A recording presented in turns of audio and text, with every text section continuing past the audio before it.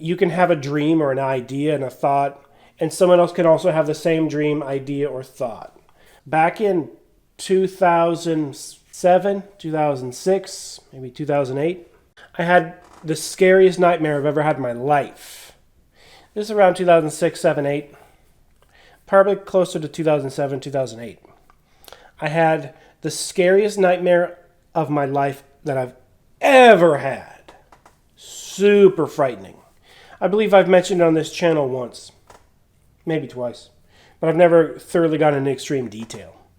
I don't want to go into detail now, but I'll give you a gist, all right? Here's the gist of the dream, which I do believe is a demonic dream, or was a demonic dream. Was a demonic dream from a demonic entity, a negative entity, pure evil entity, okay?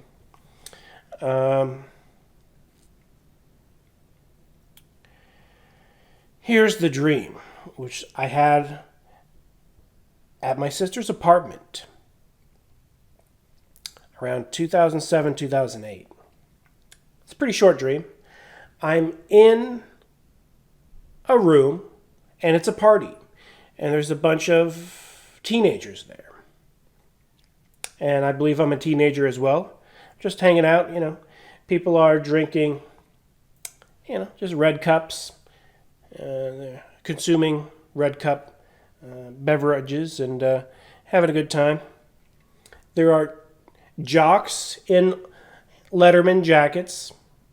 I can tell you specifically, the Letterman jackets were red with white trim, and it had, team initials on the front and the back.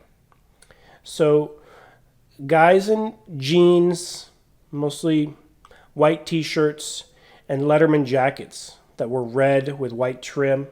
And then there were cheerleaders at the party. This is a high school party, just a regular get-together, but it must have taken, it's not real, but if it was real, it must have taken place right after a winning football game or something like that, because we got the football players and the cheerleaders just having a party. And there were probably, maybe 40 kids there, maybe 20, maybe 40, maybe as small as 10. But everyone was dressed up in school colors. The cheerleaders were wearing white and red cheerleading outfits with skirts. And, I walked up to a guy and I'm just having a conversation like, hey, what's up, man? And the guy's response was to grab a knife. Just randomly grab a knife and stick it in his chest and to cut his entire body open. And a bunch of snakes came out. Super freaky, super scary. And then I walked up to, I believe, a girl. Hey, how's it going? And she did the same thing. And I walked up to it like 4 people, something to that effect, until I realized the theme of the party is demons. And none of these people are real, they're all demons. Inside of them are millions of snakes, and it's super freaky and super scary. And I woke up because he was that scary of a dream. I woke up like in a state of fear. Okay? This dream took place around 2007, 2008. I might as well Google it right now because I did watch a movie with a similar theme. So close that I had to immediately see when this movie was made. I watched this movie, I believe, on a Redbox DVD rental. And so I had to search the origin to know if the movie predated my dream. The movie is entitled The Cabin in the Woods. Cabin in the Woods, horror comedy. Came out in the year 2011. And there's a scene in Cabin in the Woods where there are high schoolers, a small group. Maybe one of them's wearing a Letterman jacket. Maybe one of them's wearing a skirt. I don't know. I don't believe they're dressed too similarly to my dream whatsoever, but a couple of them become possessed and start mutilating themselves, just like my dream.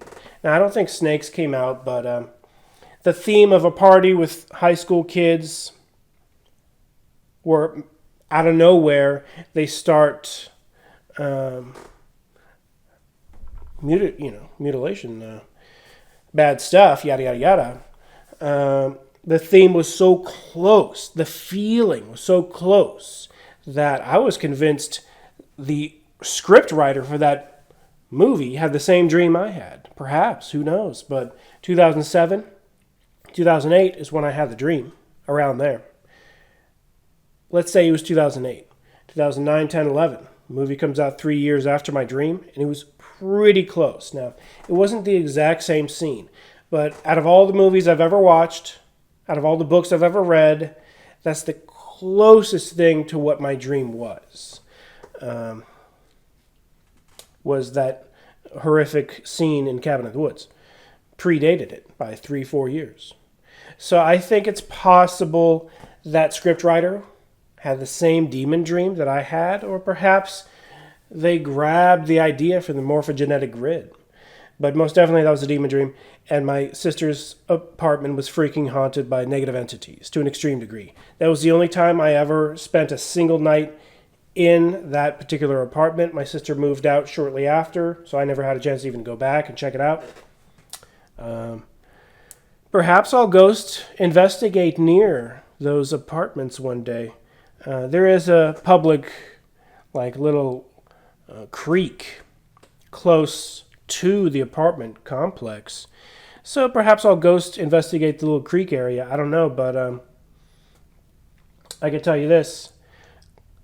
Within close vicinity of this apartment complex, I know for a fact there is a haunted location that I've already investigated close to this apartment complex. How close? We're talking within 2 miles. Within 2 miles of where I had the most horrendously sinister dream I've ever had in my life. Nightmare, I mean. I've already ghost investigated a good 2 to less than 2 miles away.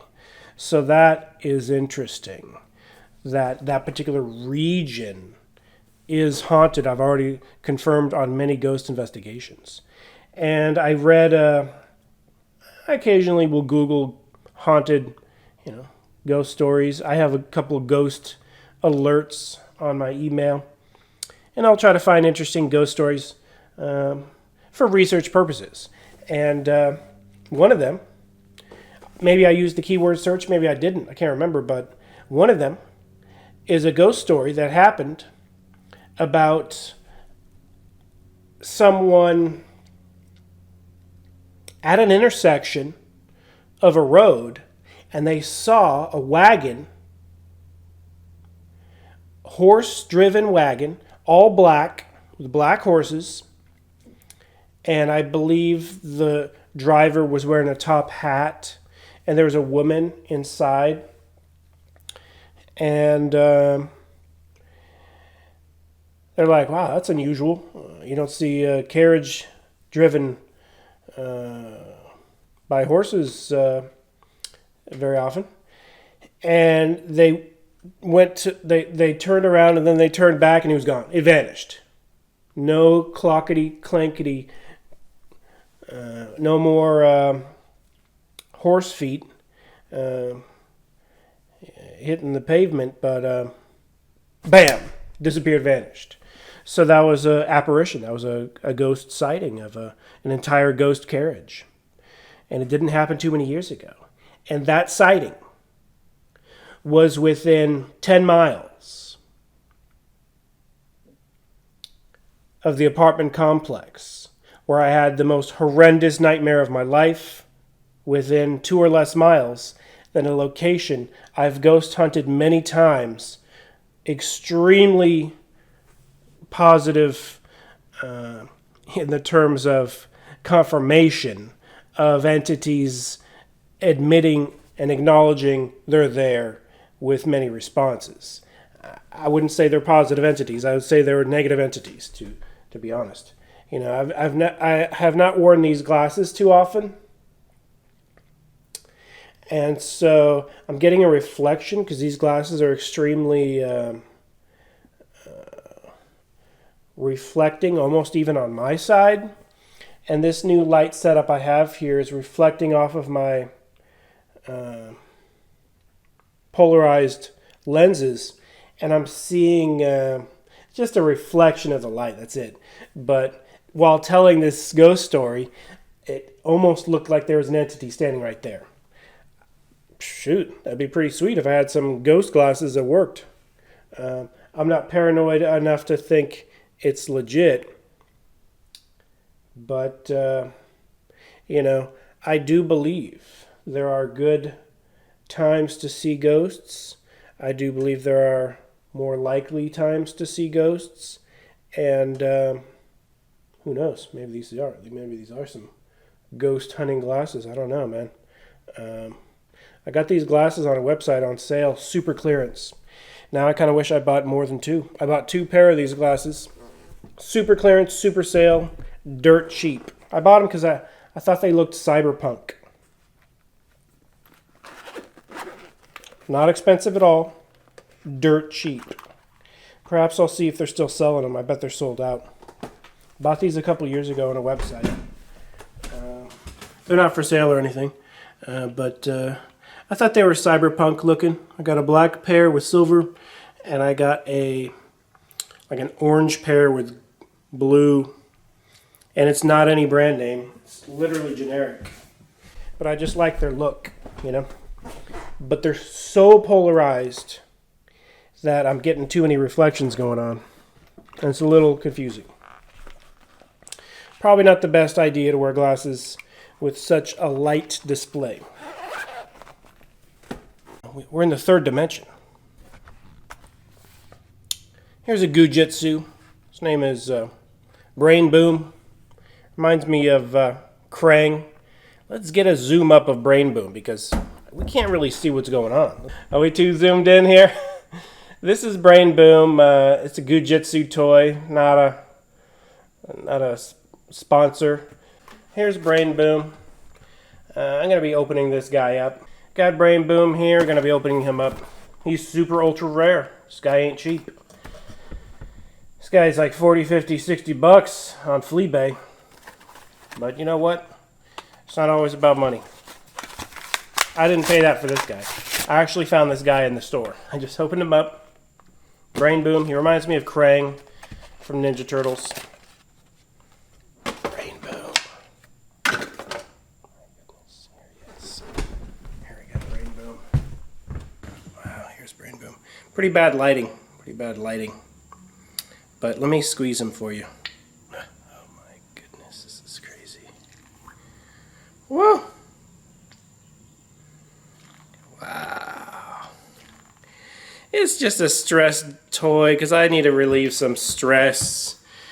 Because, you know, I never got the Paranologies item from the Paranologies website. Don't order from Paranologies unless you don't want your item to arrive after 24 months. 25, 6, 7, 8, 9, 10, who knows? I mean, we're in the 30s after that, but what I'm saying is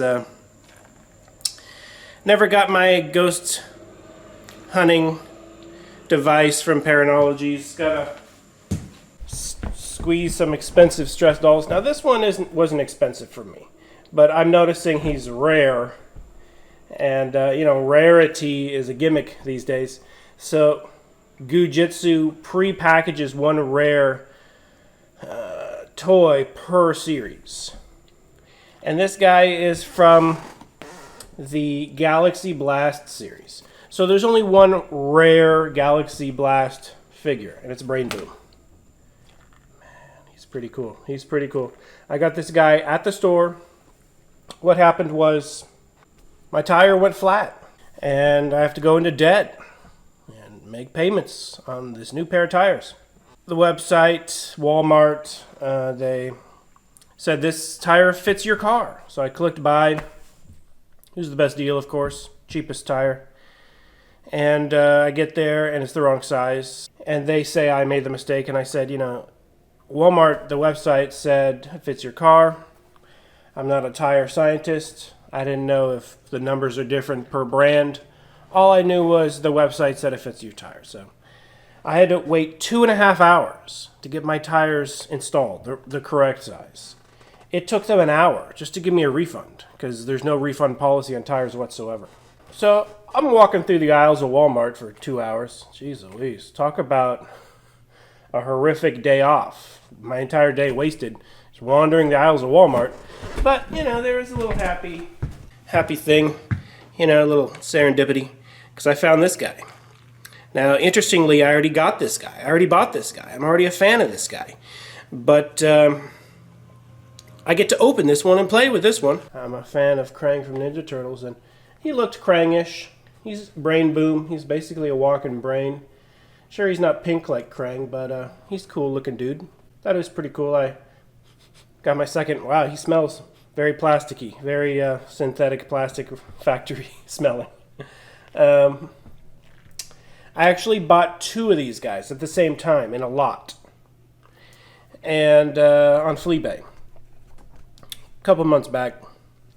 Wow, he actually stands. I hear 99% of the Gujitsus do not stand, but he can stand. So that's cool. I ordered 2 of this guy in a lot so I can open one and keep the other. I'm a collector, at heart. And when I open it up, there's just one in the box. I'm like, hey, I only got one Brain Boom. Where's my second Brain Boom? I was going to play with one and keep the other in the packaging. The guy said, I'm a collector too. I know what you mean by open one and keep one sealed. He said, I sold one, and then I sold the 2 to you, and I got the boxes switched up, and I sent the 2 to the guy that ordered 1, and I sent the 1 to you who ordered the 2. He gave me a refund for the missing Brain Boom. A couple months down the road, I find a Brain Boom at Walmart. Regular store price, like dirt cheap. So I got lucky with that. Occasionally, happy accidents, serendipity will take place. If you didn't watch my last episode, I reenacted Stone Tape Theory. I never mentioned Stone Tape Theory in the whole video, but that's what I was talking about, Stone Tape Theory. I'm an extreme disbeliever, skeptic of Stone Tape Theory. Stone Tape Theory is false, bogus, garbage. It's worse than hogwash. Okay? Stone Tape Theory is an attempt to acknowledge ghosts and dismiss them at the same time. This is just a replay of the last video. Here's my impression of cavemen, thousands, if not tens, hundreds, millions of years ago, watching ghosts. No different than we watch DVDs, TVs, DVRs, streaming movies and videos, subscribed channel content, no different than that. Here I am, a caveman, enjoying the ghosts. So what is this video about? Cavemen checking out Stone Tape Theory. Oh yeah, Stone Tape Theory. We got some entertainment. We got some ghosts replaying some stuff. We got the ancient humans. We got freaking ghost dinosaurs. Because Stone Tape Theory just replays stuff from the past. We got a pterodactyl flying around. It's a ghost pterodactyl from Stone Tape Theory. Stone Tape Theory is literally one of the dumbest things I've ever heard in my life. It's Ebenezer Scrooge bending over backwards to say, there's not a ghost in front of me. It's some bad soup I ate. It's some bad beef I ate. Some bad chicken I ate. It was a rotten potato. It's someone wanting to take the intelligence out of a non-physical entity. As I said many times, spirits have interacted with me now. That's unusual. That's an unusual statement to make. The first major interaction I remember is when I heard a knocking in a closet of a house for sale. I was about 14 years old at the time. I heard about 30 human knuckle-to-wall, drywall to knuckle, human-sounding knocks in a closet. The house was 100% empty with zero furniture. I open up the closet. I have a very good memory. The walls are perfectly painted white. The floor was light beige carpet. The door of the closet was a reddish hue, orangish reddish hue of wood. Nice wood, not particularly heavy. I open up the wooden door closet. I slide it open, only to see nothing there, but I did hear a couple knocks after I opened up the closet door. I heard maybe 5, 6 knocks, and then no more. No more knocks. Knocks ceased.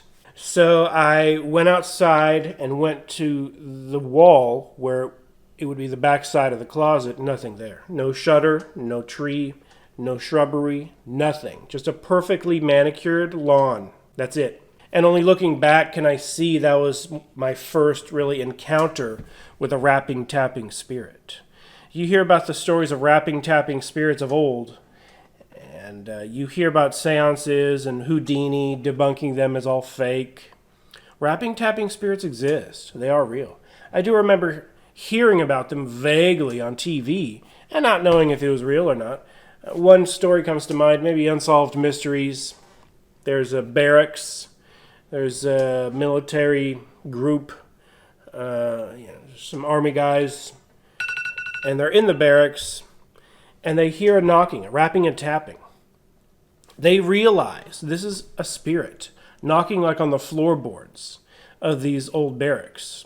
And so eventually, these service guys, they start to ask these rapping, tapping spirit yes or no questions.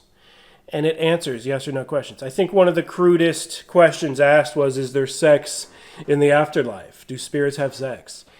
1 for yes, 2 for no. And the spirit confirmed, but it's just a negative entity. It's just a demon. It's just a trickster spirit. They'll answer yes or no to anything, and you can never know whether it's true or not. Their entire existence is to pull you in. Their entire point of existence concerning revealing themselves via rapping and tapping is to pull you into a sense of wanting to conduct seances and falling down the rabbit hole. The Mirror of Magic. I bought this book because I was researching mirrors and spirits, seeing if there's any legitimate connection. If there's an urban legend about spirits jumping inside of mirrors or using mirrors as a dimensional gateway, I don't automatically assume it's real or true, okay? But I heard about it enough to want to research it. Of course, I don't know if this book contains anything about mirrors and magic or mirrors and spirits. I don't think it really focuses on that. It's one of those general glossary magic books on just generic stuff. The Mirror of Magic. Definitely a cool looking book. I love this foil design on the cloth bound. And this is what I want my book to have. Cloth bound with a really cool foil design. But my design is going to be a full-blown border and text and a little design. That's superficial, right? But it's what I want my book to have now. I haven't read this entire book because it's like an encyclopedia of magic. I have probably at least 6 books like this that are just encyclopedias of magic. And I didn't know what was inside when I bought it. But when I found out it's just one of those encyclopedias of magic, I was like, Sure, I'll check it out. But reading it, it's like reading a dictionary, It's just A, B, C, D, really mundane, really boring. Not mundane. I'm sure there's some insights in there. It's just one of those glossary compendiums of different magical things as opposed to one subject. I don't have time to read all these books. I want to read, I want to sit down and read. I would need a solid year of every day just reading for a solid year to get through these books. And even then, I wouldn't have time to really thoroughly absorb all of them. Hopefully I will one day. And it's not about doing book reviews. I hated doing book reviews as a kid. Hated it. But as an adult, I enjoy reading books. And I actually enjoy doing book reviews. So it's, one of those twists of taste. When you get older, your tastes change. Not just your taste buds, but taste buds is one of those things that does change. As a kid, I hated pickles in burgers.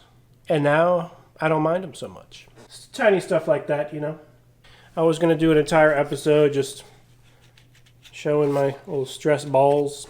But this brain boom, he's definitely fun. He's definitely fun to squeeze. Okay, the supernatural, the unknown.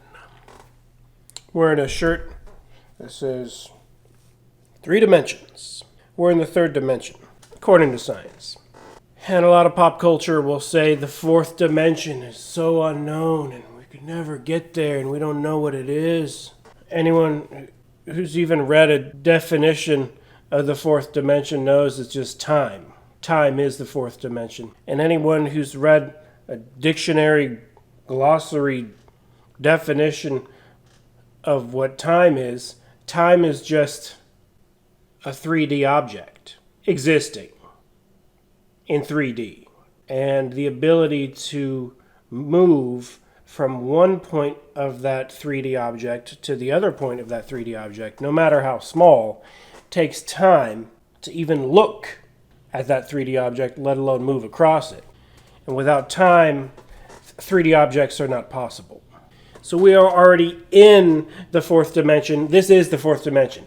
If you've spent more than a zillionth of a second watching this video, you already were in the 4th dimension observing this video 4th dimensionally, as it would be a freeze frame if it was a 2-dimensional experience. But what's the 5th dimension? What's above this totally known 4th dimension that we're in? What's the 5th dimension? The 5th dimension is a dimension where entities who are occupying the 5th dimension are looking down upon us, 3rd/4th dimensional beings. These 5th dimensional beings, they have a slight edge on time. They can see the future a little bit. Why and how and why? They have some type of a lens. They have some type of a TV viewing system where they can see at least 3 most likely potential outcomes. They can use that to manipulate, if you will, the 3rd/4th dimension. It's what Nostradamus had access to.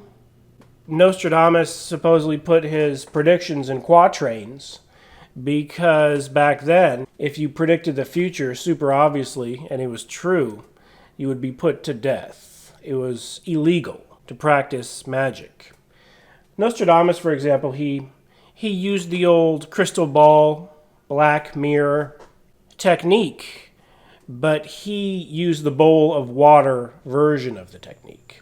So he stared in a bowl of water, and the reflection of that water, he stared at it long enough with dimly lit candles in a dimly lit room.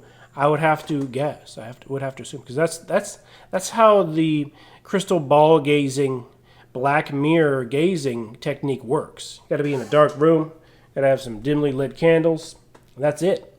And then you stare for hours on this reflective surface, whether it's a crystal ball, black mirror, bowl of water. And Nostradamus supposedly saw future events like a television screen, like a movie screen. How did he see these things? They were projected in the mind's eye of Nostradamus via a spirit from the 5th dimension.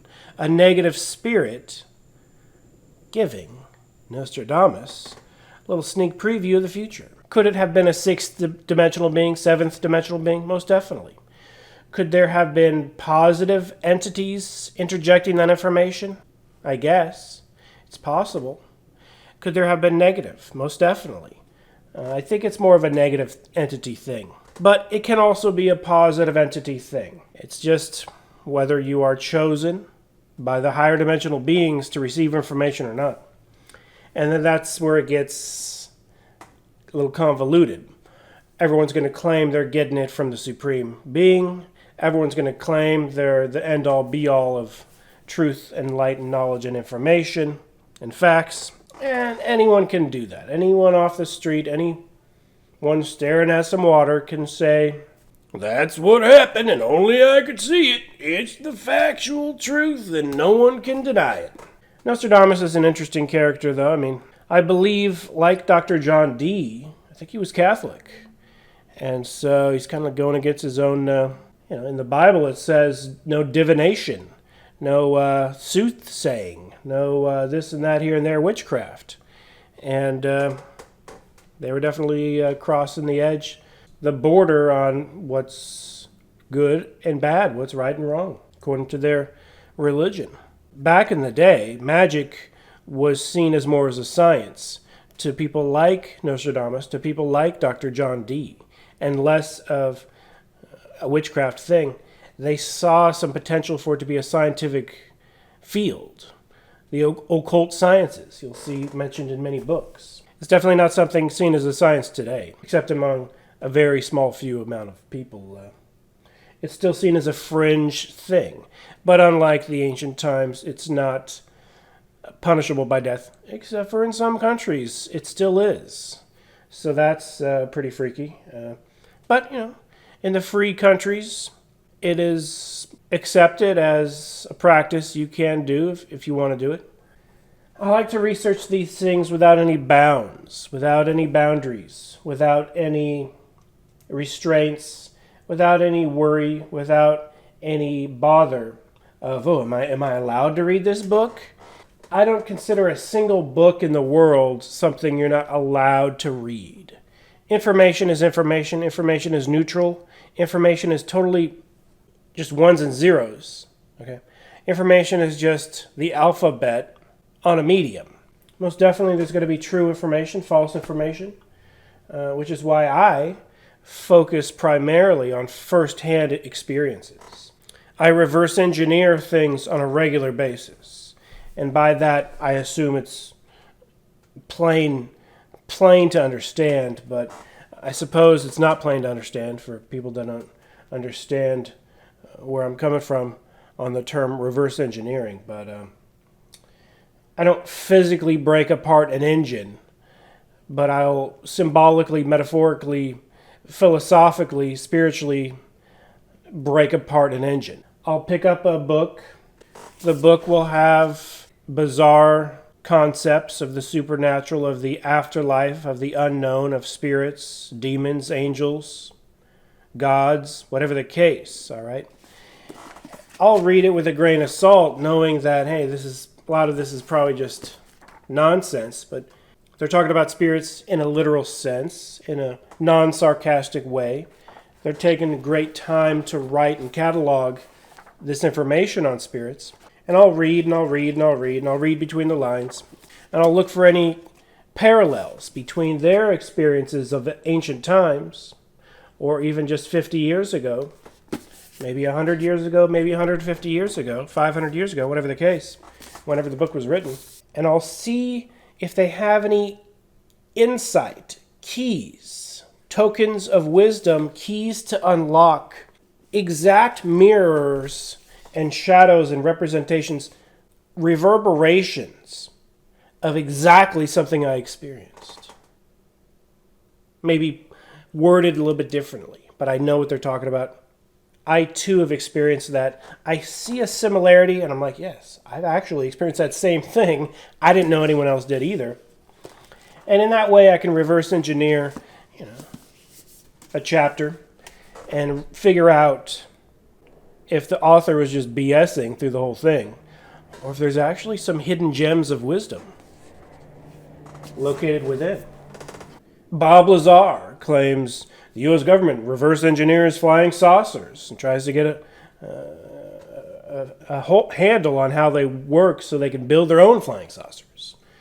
And while that story I personally believe is not true, it's where I'm coming from on the analogy of reverse engineering. A lot of foreign concepts, they might as well be alien concepts.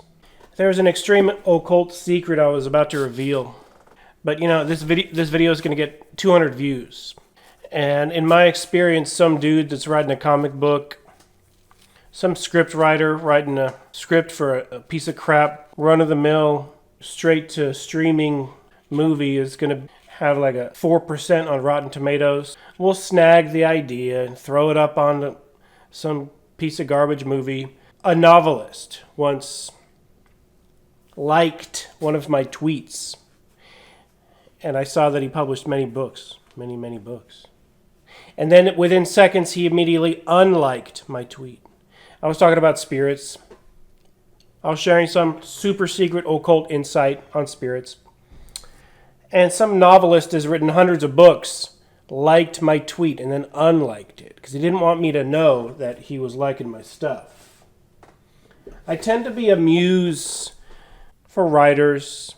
They don't want to give me any credit. In Hollywood and the rest of the world, there's only a few sources of new ideas and good ideas and interesting ideas.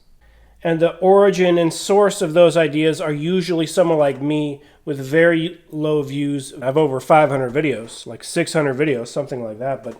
And so when someone steals verbatim, word for word, something I share, and they have a million followers, they magically just became the source and the origin and inventor and creator and mastermind genius behind whatever that thing is.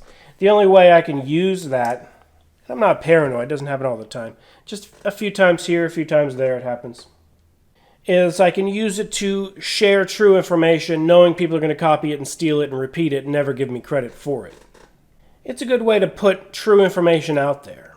My show, Hoax Hunter, originally was entitled Hoax Hunters with an S. Like 4 years after I introduced Hoax Hunter, which I originally entitled Hoax Hunters with an S, when I couldn't get a friend to join the Hoax Hunters show, I dropped the S and made it Hoax Hunter. But I still have proof that Hoax Hunters was the original title on multiple things I registered. But, like 4 or 5 years later, a comic book came out entitled Hoax Hunters, about a guy who investigates paranormal hoaxes on a YouTube-like platform, and then he creates hoaxes himself, and supernatural entities exchange this and that, cartoon characters, blah, blah, blah, whatever the case. But the name Hoax Hunters came from me. The dude took the name from me. He took it. So even just a name. I seem to be a muse and a source, a secret source and a secret muse that never gets any credit. So I was about to share something super secret, but I'm going to pop that in my book. It's a legitimate occult secret. I'd say in the top 10 biggest occult secrets I know. Maybe top 20. How do you judge, But one of the more insightful, deep occult secrets I know. Top 10, top 20, a pretty big one. I've never revealed ever. And I've always cut myself off on sharing it. In probably a dozen videos, I've cut myself off on sharing it, knowing it'll immediately get stolen, put in a movie script, and become pop culture before my book comes out. And then it'll look like I took the idea from some crappy movie. Ideas are floating around. The guy who wrote the Montauk Project books. I'm a big fan of the Montauk Project books. I have every single Montauk Project book written by Preston B. Nichols and co-authored by Peter Moon. Even offhand, sitting here on my shelf, here's the third Montauk Project book entitled Pyramids of Montauk Explorations in Consciousness. It has a lot of occult symbolism going on. This would have been the first, full-blown, admittedly occult book I ever read.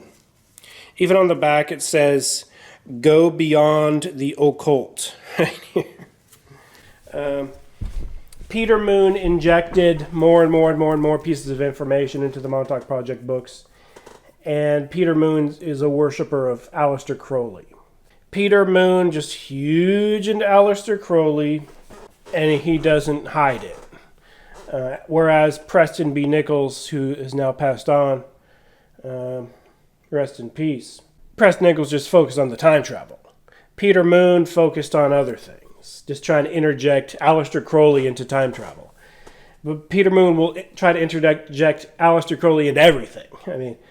Preston B. Nichols shared something in perhaps his first Montauk book, maybe the second one, maybe the third one.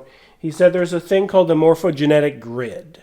And it's not an exclusive concept. I heard about it on Art Bell when it's called Halls of Atlantis, the Astral Realm Hall of Records, an ether of information floating around.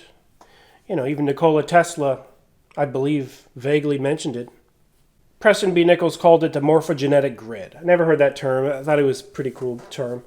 Preston B. Nichols said there's just information floating around the earth, if you will, of every thought, word, and action of every human that ever lived on earth. And with the morphogenetic grid, you can tap into it. Kind of like the Hall of Records, the Atlantis Hall of Records. Not a physical city underneath the bottom of the ocean, but an astral city in a dimension just above us. The morphogenetic grid just floating there. You can grab an idea, you can snag it.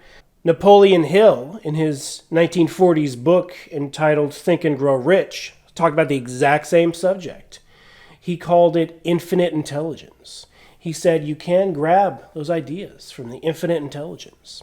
So this concept predates the Montauk Project books big time, but I never heard the term morphogenetic grid. So I thought it was pretty cool.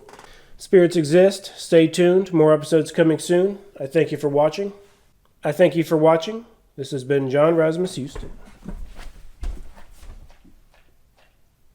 Be seeing you.